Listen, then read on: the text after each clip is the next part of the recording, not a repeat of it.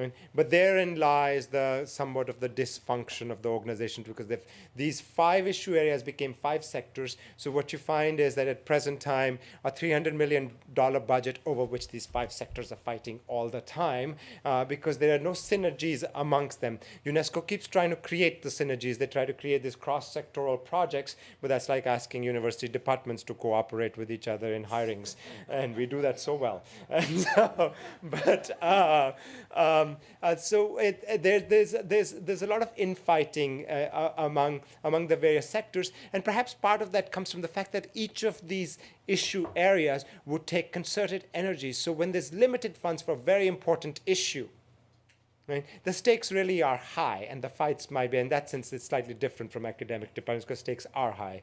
And so what you this is what Henry Kissinger's famous quip that we fight so much because the stakes are so low. But so you have these fights over the budgeting processes. And then another thing which comes into the issue structure is that any time a particular agenda gets decided, Marty Finnemore tells us, then you need the norm champions. And in the case of science, she shows where the norm champions are. What I find is that in UNESCO, oftentimes those norm champions may not exist. It's kind of strange that she found the norm champion for science, because usually the science people in UNESCO argue that they can't get their agendas translated because the ministerial delegations who are in charge of UNESCO don't come from science ministries. They happen to come from education ministries. And unless there's a scientist in the education ministry, they don't understand the science agenda. So science keeps getting marginalized. It has one of the lowest budgets in UNESCO because the science ministries are not connected. But that encompassing agenda often must be translated to the national level, and those ministries are not really interfacing with UNESCO. And the ones which do tend to be from the developing world, either education or sometimes culture, and from the developed world, external affairs. So there's somewhat of a disconnect with the encompassing agenda versus what is happening at the national level. Then one might argue that what about the intellectual networks that UNESCO has fostered? And that's clearly its strength. We all know about the World Wildlife Foundation. We know about the International Political Science Association, the Social Sciences Journal.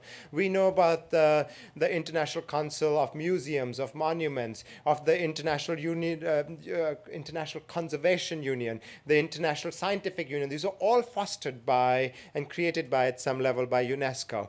But they're very expert-driven. In fact, this was the French model that they wanted in UNESCO. There's a big fight in the 1940s. The French wanted an intellectual organization resembling the International Institute for Intellectual Cooperation, which came out of the League of Nations, and the British and the French wanted the British and the Americans wanted a member state-driven organization. So finally we got that, but there are also these intellectual organizations. What I argue in the paper to a limited extent, but it's reflected in my broader research, is that there really has stayed a very expert-driven agenda. It's just intellectuals. Civil society organizations haven't been that involved. So although it seems like you have the world's intellectuals standing up for the world's poor, and I have a quote from a quote from Richard Hoggart talking about Pablo Neruda and how moving he was when he spoke for the world's poor in the halls of UNESCO. However moving that might be, yet that's where it connects. Somebody has to represent their demands, and sometimes they're not represented that well. So that's the broad picture of UNESCO. In terms of the WTO, I don't think any of my students would be impressed if I memorize the preamble of GATT. It's about, if I tell them, I know it's about the first article says about reciprocal and mutually advantageous tariff reduction. They'll say, I'm such a geek.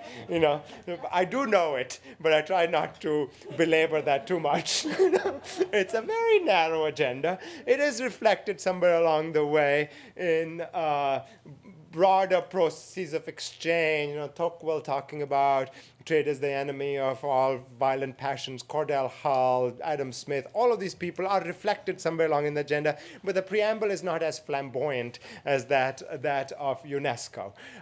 And what you get in the case of WTO is a very streamlined issue structure. This tariff reductions is the apex ministries of most governments that represent those demands. So this is an issue which is very important to them. It's either the Ministry of Finance or the Ministry of Trade that's involved. And within UNESCO, there's actually within WTO, there's very little rivalry among the sectors. There's no battle for resources per se. Right now, WTO. One of the first things, which by the way, which surprised me, was when I came to Washington D.C. I saw the World Bank building. I got goosebumps, and because I grew up in the developing world, and here was the World Bank. When I went to the WTO, I was like, "That's it? It's so small," and so I really expected something like the bank. It was just a small little building with 620 people, and that time 500. I thought, that's it, really, and that they have such an impact on the world. But you do have a very streamlined organization about what its mandate is and who gets involved in that mandate and how they get involved. Now, where we obviously know where there's a big democratic deficit in WTO, and that's what IR theory has made its fortunes on, is the fact that great powers do what they can and the weak suffer what they must. And what I've been exploring is where the weak actually do not suffer.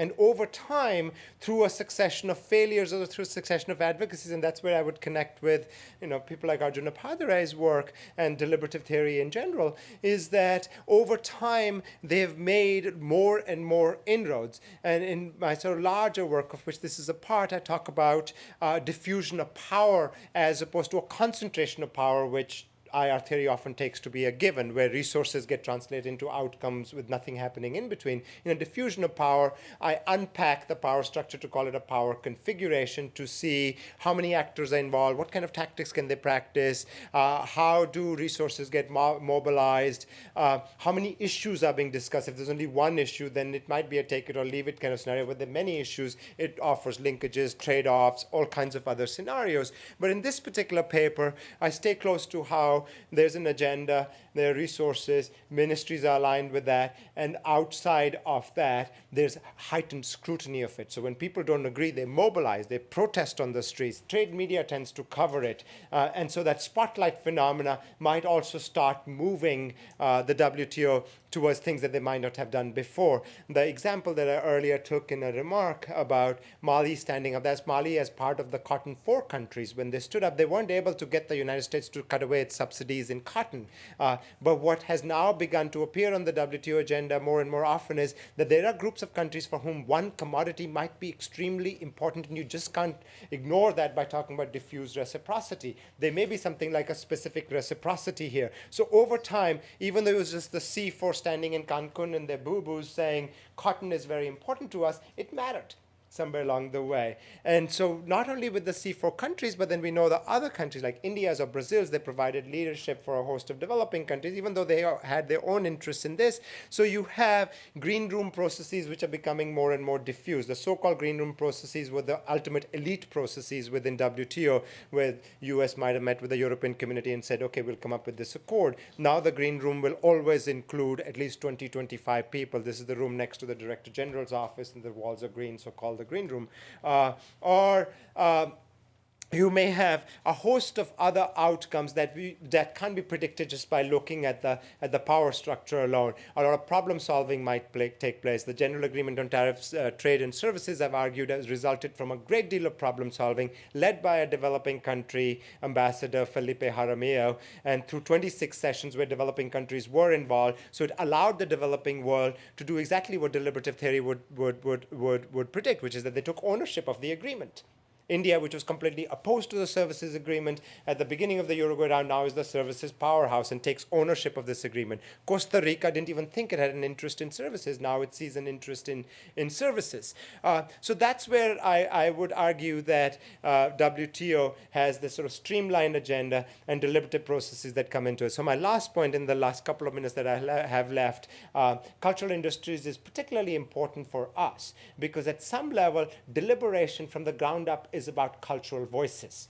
And those cultural voices at some level get embodied in particular types of expressions or in a market form in particular types of commodities. And those commodities is what was being discussed at the world at GATT, what became the World Trade Organization, and almost tore the round apart.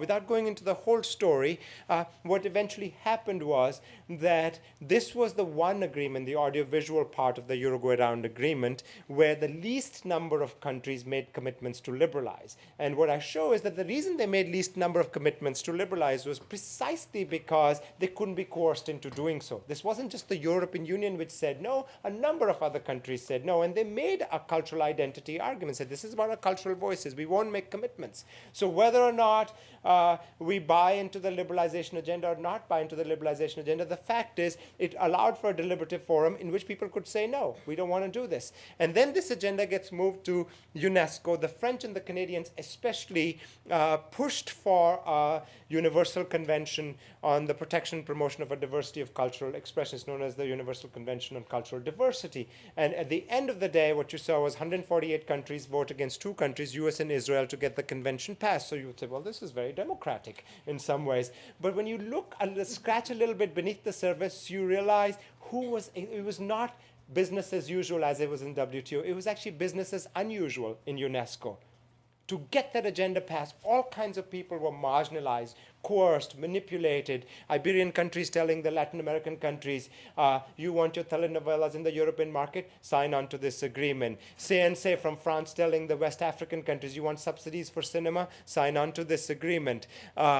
2 days after the convention gets signed, and France is the champion of this convention, riots broke out in the streets of Paris over cultural diversity. Not the convention, but over the marginalization of minorities within France. So there's a lot of hypocrisy, and I won't again go into the story because I don't have time left, but you scratch under the surface and say this organization, which was supposed to deliver on humanity's noblest ideals, actually kept out the nobles and the ideals and came up with a very specific agenda there. So I conclude then with all of this, that if we're going to look at the extent to which deliberation is leading to problem solving within international institutions, and especially provide a comparative framework, that it would behoove us to unpack the international institutions and look at issue structures in terms of goals, in terms of the resources and the actor mobilization around them. And once we've taken that as a set of first order conditions, then the second order conditions would be the kind of deliberative tactics from who is included, what do they say to each other,